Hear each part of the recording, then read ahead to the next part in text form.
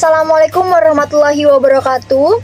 Perkenalkan, nama saya Zafira Arnanti Alexis dari KJ 025 dengan NIM 2021031182 Fakultas Ilmu Kesehatan Prodi Farmasi Universitas Esa Unggul Kebonjeruk Jakarta. Pada video kali ini saya akan memaparkan materi mengenai keterampilan menulis. Langsung saja untuk materi yang pertama. Yang pertama adalah latar belakang. Keterampilan berbahasa dibagi menjadi 4 macam, yaitu keterampilan menyimak, keterampilan membaca, keterampilan berbicara, dan keterampilan menulis. Pembelajaran sastra ini tidak terlepas dari keterampilan berbahasa, karena pembelajaran sastra Indonesia itu diajarkan lewat keempat keterampilan berbahasa tersebut, di mana keterampilan berbahasa tersebut memiliki keterkaitan satu sama lain. Keterampilan menulis merupakan keterampilan yang dilakukan dengan mengungkapkan gagasan atau ide ke dalam bentuk tulisan. Keterampilan menulis ini dapat menuntun kita untuk lebih kreatif, berpengetahuan luas, dan menata pola pikir. Menulis merupakan kegiatan yang penting bagi kehidupan. Contohnya saat di sekolah, merangkum materi ataupun menuliskan jawaban saat akan mengikuti ujian. Tetapi pada penerapannya, banyak sekali yang kesulitan dalam menulis, baik dari segi ejaan, tanda baca, bahkan penyusunan kata ataupun kalimat menjadi sebuah paragraf. Pada dasarnya, semua keterampilan didapatkan dengan cara latihan rutin. Adanya latihan tersebut dapat menambah pengalaman. Untuk itu, peran guru atau dosen dalam memberikan tugas sejatinya untuk meningkatkan keterampilan menulis siswa. Kurangnya pemahaman terkait keterampilan menulis menjadi salah satu faktor seseorang dalam kegiatan menulis. Oleh karena itu, video pembelajaran ini dibuat berdasarkan makalah pada rumusan masalah yang ada untuk mengetahui terkait materi keterampilan menulis. Nah, pada bagian rumusan masalah ini terdapat apa saja masalah-masalah yang nantinya akan dibahas pada bab kedua. Nah, jadi pada rumusan masalah ini ada apa yang dimaksud dengan keterampilan menulis, kemudian fungsi, tujuan, dan manfaat dalam menulis, kemudian ada bagaimana hubungan keterampilan menulis dengan keterampilan lainnya, kemudian ada apa saja tahap-tahap dalam menulis, bagaimana upaya yang dilakukan untuk melatih keterampilan menulis, apa saja faktor-faktor yang mempengaruhi keterampilan menulis, dan yang terakhir ada jenis-jenis tulisan beserta contohnya. Selanjutnya ada pengertian keterampilan. Menurut Nadler, keterampilan atau skill merupakan kegiatan yang memerlukan praktek atau dapat diartikan sebagai implikasi dari aktivitas. Kemudian yang kedua dari Danetz, keterampilan adalah kapasitas yang dibutuhkan untuk melaksanakan tugas yang merupakan pengembangan dari hasil training ataupun experience. Yang ketiga ada menurut Sumardi, keterampilan merupakan perilaku yang diperoleh melalui tahap-tahap belajar. Keterampilan ini berasal dari gerakan-gerakan yang kasar atau tidak terkoordinasi melalui pelatihan bertahap. Sedangkan yang terakhir menurut Anastasia, keterampilan atau skill membutuhkan latihan, kesabaran, tidak bosan dan dilakukan terus-menerus sehingga dapat menemukan dan memunculkan sesuatu kreativitas maupun mendapatkan pengalaman yang baru. Selanjutnya ada pengertian menulis. Nah, di sini ada pengertian menulis menurut beberapa ahli. Yang pertama ada Burhan. Menulis merupakan aktivitas mengungkapkan gagasan melalui media bahasa. Menulis merupakan kegiatan produktif dan ekspresif sehingga penulis harus memiliki kemampuan dalam menggunakan kosakata, tata tulis, dan struktur bahasa. Kemudian menurut Tarigan, menulis adalah menemukan atau melukiskan lambang-lambang grafik yang menggambarkan suatu bahasa yang dipahami oleh seseorang sehingga orang lain dapat memahami lambang-lambang grafik tersebut apabila mereka memahami bahasa dan gambaran grafik tersebut. Dan yang terakhir, menurut Suparno, menulis merupakan kegiatan menyampaikan pesan atau komunikasi dengan menggunakan bahasa tulis sebagai media atau alat. Nah, dari ketiga ahli tersebut dapat saya simpulkan bahwa menulis ini merupakan aktivitas atau kegiatan yang dilakukan oleh seseorang dengan visualisasi berupa simbol-simbol yang berbentuk huruf atau tulisan. Selanjutnya ada pengertian keterampilan menulis. Yang pertama ada menurut Iskandar Wasid dan Sunandar, keterampilan menulis adalah usaha guna mengungkapkan pikiran dan perasaan yang ada pada diri seseorang pemakai bahasa melalui bahasa dan penyampaian pesan diungkapkan dalam konteks. Sedangkan menurut Slamet, keterampilan menulis pada hakikatnya bukan sekedar kemampuan menulis simbol-simbol grafis sehingga berbentuk kata dan kata-kata tersebut disusun menjadi kalimat menurut peraturan tertentu, melainkan menurut Slamet, keterampilan menulis adalah kemampuan menuangkan buah pikiran ke dalam bahasa tulis melalui kalimat-kalimat yang dirangkai secara utuh, lengkap, dan jelas, sehingga buah pikiran tersebut dapat dikomunikasikan kepada pembaca dengan berhasil.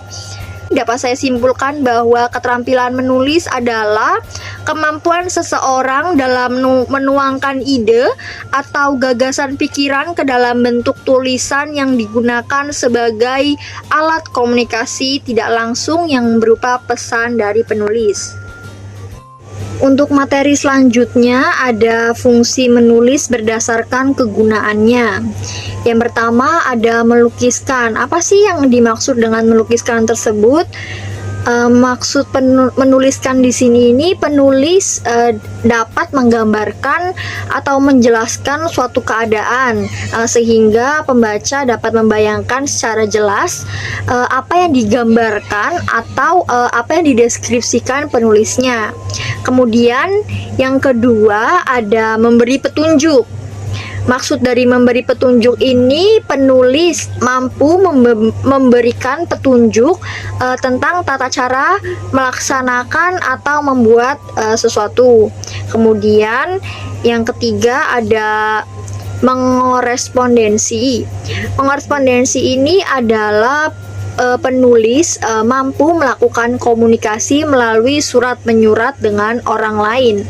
Kemudian yang selanjutnya ada memerintahkan. Maksud dari memerintahkan di sini yaitu penulis dalam karangan tersebut dapat memberi perintah atau larangan kepada pembaca untuk melakukan suatu tindakan atau perbuatan sehingga pembaca memenuhi keinginan penulis.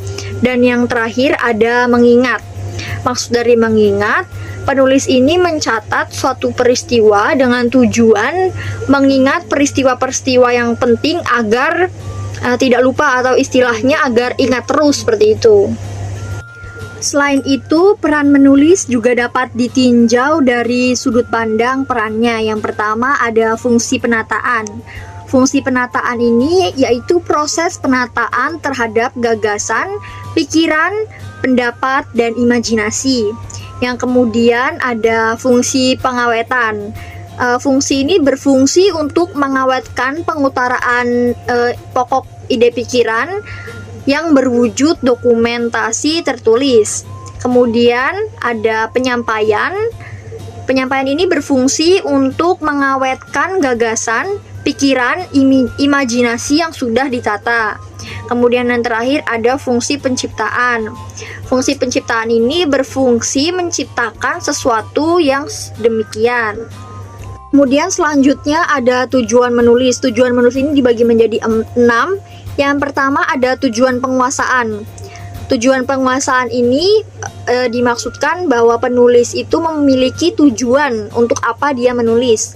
Kemudian tujuan altruistik. Penulis bertujuan untuk menyenangkan pembaca dan menghargai perasaan dalam penalarannya. Kemudian yang ketiga ada tujuan persuasi.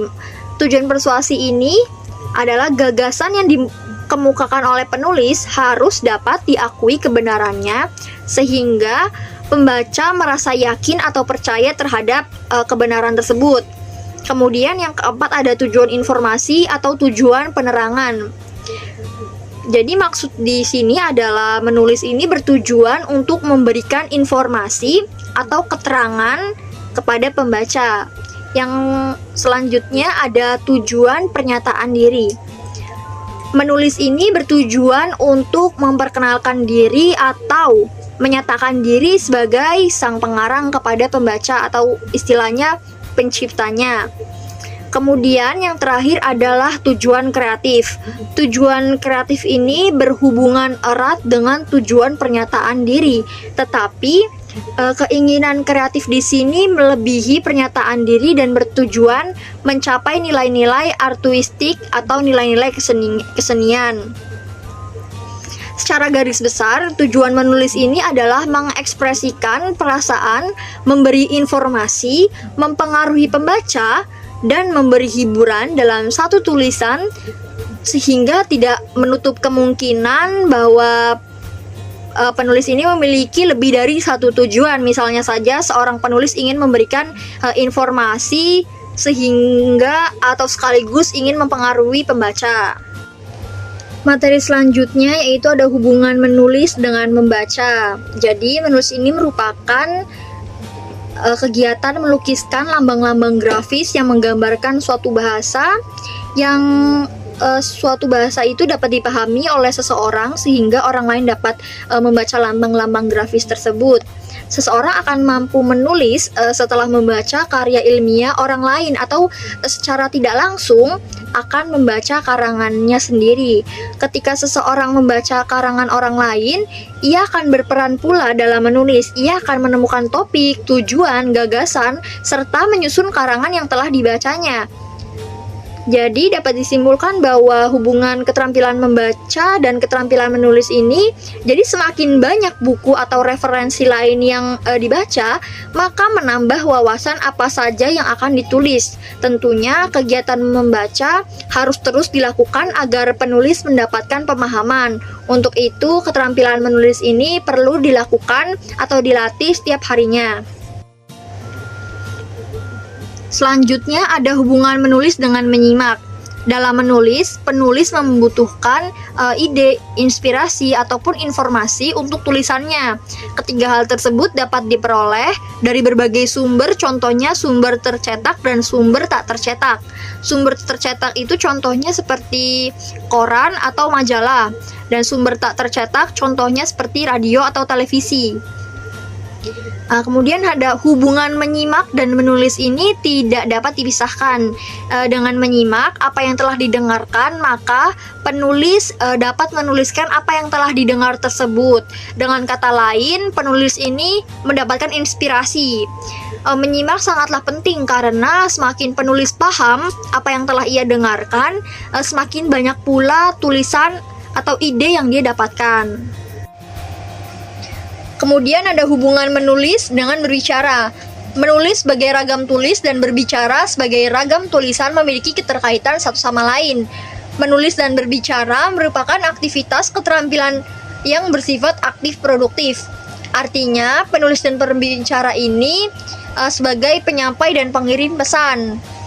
Pesan yang dituliskan juga menggunakan media yang diperoleh dari hasil berbicara, begitupun sebaliknya. Saat seseorang berbicara, penulis akan mendapatkan informasi apa yang ingin diketahuinya. Misalkan pada wawancara, penulis akan mencatat informasi yang telah dikatakan oleh narasumber. Untuk materi selanjutnya ada tahap-tahap dalam menulis. Tahap-tahap dalam menulis ini dibagi menjadi 3. Yang pertama, tahap pra-penulisan, yang kedua tahap penulisan, dan yang terakhir tahap pasca penulisan. Kita akan membahas tahap pra-penulisan terlebih dahulu. Jadi, tahap pra-penulisan ini terdapat langkah-langkahnya. Yang pertama, menentukan topik, menentukan maksud dan penulisan, kemudian memperhatikan secara langsung, mengumpulkan informasi pendukung untuk membantu karangan. Kemudian yang terakhir ada mengorganisasikan ide dan informasi. Tahap kedua yaitu ada tahap penulisan. Tahap penulisan ini penulis harus memperhatikan karangan yang dia buat sehingga pada saat tahap ini tetap tersusun secara sistematis. Penulisan ini diawali dengan pendahuluan, kemudian ada isi dan penutup. Pada pendahuluan atau awal karangan berfungsi untuk memperkenalkan dan sekaligus untuk menggiring pembaca terhadap pokok tulisan yang ia tulis. Pada awal tulisan ini sangat menentukan pembaca untuk melanjutkan atau tidak, karena kesan pertama pada awal pembaca sangat ditentukan pada awal tulisan ini. Kemudian tahap penulisan ini dibagi menjadi 6 tahapan, yaitu ada draft kasar, berbagi, penerbitan, penyuntingan, penulisan kembali, dan evaluasi. Nah, apabila awal penulisan sudah selesai, kemudian masuk ke tahap isi karangan. Isi karangan itu harus memuat informasi atau topik utama yang menjelaskan dan mendukung ide-ide penulisan. Pada bagian ini dapat ditambahkan ilustrasi atau informasi tambahan atau bisa bukti-bukti terkait gagasan penulisan. Nah, terakhir, karangan biasanya itu berupa simpulan atau pada bagian penutup. Nah, pada bagian tersebut dapat diberi rekomendasi atau saran. Akhir karangan ini berfungsi untuk memperkenalkan dan menggiring pembaca terhadap gagasan yang dibacanya. Yang ketiga atau tahap yang terakhir adalah tahap pasca penulisan. Tahap pasca penulisan ini adalah tahap penyempurnaan yang telah ditulis dan membuat aktivitas penyuntingan atau perbaikan. Penyuntingan adalah perbaikan unsur karangan seperti ejaan, diksi, kalimat, alenia, ataupun gaya bahasa. Penyuntingan yaitu perbaikan pada isi karangannya. Kegiatan penyuntingan dapat dilakukan dengan tahapan yang pertama ada membaca karangan secara keseluruhan, kemudian ada menandai hal yang perlu diperbaiki, kemudian dicatat dan ditambahkan, kemudian disempurnakan jika terdapat kesalahan. Kemudian ada melakukan perbaikan saat penyuntingan. Setelah tulisan yang sudah selesai direvisi, maka tahap selanjutnya adalah tahap publikasi. Publikasi teks bacaan dapat dilakukan dengan mengirimkan kepada penerbit atau mengunggah pada situs jurnal, redaksi, majalah, atau sebagainya. Selanjutnya ada indikator dalam menulis. Indikator dalam menulis dibagi menjadi 4. Yang pertama, kesesuaian antara judul dengan isi tulisan. Jadi judul yang kita buat dengan pokok pembahasannya ini harus saling terkait. Kemudian ada ketepatan penggunaan ejaan dan tanda baca. Jadi penggunaan ejaan dan tanda baca yang benar itu memudahkan pembaca dalam membaca tulisannya. Kemudian ada kesatuan, kepaduan, dan kelengkapan dalam setiap paragraf. Jadi setiap paragraf ini harus memiliki hubungan atau korelasi dari paragraf satu ke paragraf yang lainnya, sehingga pembaca pun tidak bingung. Kemudian yang terakhir adalah jelas. Jadi dalam penulisan itu adanya korelasi paragraf, penggunaan tanda baca, kemudian kata yang digunakan itu harus jelas sehingga pembaca juga dimudahkan dalam membaca tulisan yang dibuat. Selanjutnya ada upaya-upaya untuk meningkatkan keterampilan menulis. Yang pertama, kuncinya yaitu perbanyak membaca, karena dengan membaca dapat menuangkan ide-ide yang kita miliki ke dalam sebuah karya atau kita mendapat inspirasi. Kemudian ada melatih kemampuan menulis secara teratur agar dapat menghasilkan karya yang baik dan benar. Kemudian ada mempelajari kaidah-kaidah penulisan. Jadi bahasa Indonesia yang baik dan benar yaitu dengan mempelajari kaidah-kaidah penulisan tersebut sehingga kita dapat memahaminya dan dapat mengaplikasikannya ke dalam tulisan yang kita buat. Kemudian ada mempublikasikan hasil tulisan yang telah kita buat. Publikasi tersebut dapat dilakukan seperti media elektronik ataupun media cetak agar kita dapat mengetahui seberapa besar kemampuan kita. Kemudian ada tetap percaya diri dengan apa yang kita tulis. Tetap percaya diri ini adalah kunci utama. Jika kita tidak percaya dengan apa yang kita tulis, maka kita tidak akan puas dengan hasilnya. Jenis-jenis tulisan ini dibagi menjadi 5. Yang pertama ada narasi, kedua deskripsi, eksposisi, persuasi, dan yang terakhir adalah argumentasi. Yang pertama ada narasi. Menurut Keraf, narasi ini merupakan bentuk wacana yang sasaran utamanya ini tindak tanduk yang dijalani dan dirangkai menjadi sebuah peristiwa yang terjadi dalam suatu kejadian waktu. Sedangkan menurut Suparno, narasi atau disebut juga dengan naratif berasal dari kata narration dan naratif. Narration itu berasal dari bahasa Inggris yang artinya cerita dan naratif yang artinya menceritakan. Kemudian yang terakhir ada dari Kosasih. Kosasih menyebutkan bahwa karangan narasi adalah peristiwa atau kejadian yang tujuannya agar pembaca mengalami kejadian yang diceritakan tersebut. Yang kedua ada deskripsi. Menurut Keraf, deskripsi atau pemberian merupakan sebuah bentuk tulisan yang bertalian dengan usaha para penulis untuk memberikan perincian dari objek yang sedang dibicarakan. Sedangkan menurut Al-Wasilah dan Seni, teks deskripsi itu merupakan gambaran verbal ihwal manusia, objek, penampilan, pemandangan, atau kejadian. Cara penulisan ini menggambarkan sesuatu sedemikian rupa sehingga pembaca dibuat mampu atau seolah merasakan, melihat, mendengarkan, atau mengalami sebagaimana yang dipersepsi oleh panca indera. Kemudian selanjutnya ada eksposisi. Wiyanto menjelaskan bahwa karangan eksposisi adalah karangan yang mempunyai tujuan memaparkan, menjelaskan, mengajarkan, menyampaikan informasi, dan menerangkan suatu hal tanpa disertai ajakan dan desakan, supaya pembaca menerima dan mengikutinya. Ia menjelaskan juga bahwa karangan eksposisi itu bentuk wacana yang berusaha untuk menguraikan atau menjelaskan suatu objek sehingga memperluas pandangan dan pengetahuan pembaca. Selanjutnya ada persuasi. Menurut Keraf, persuasi adalah suatu bentuk wacana yang merupakan penyimpangan dari argumentasi dan khusus berusaha mempengaruhi orang lain atau pembaca agar pembaca itu mendengarkan lalu melakukan sesuatu bagi orang yang mengadakan persuasi, walaupun yang dipersuasi sebenarnya tidak terlalu percaya dengan apa yang dikatakannya itu.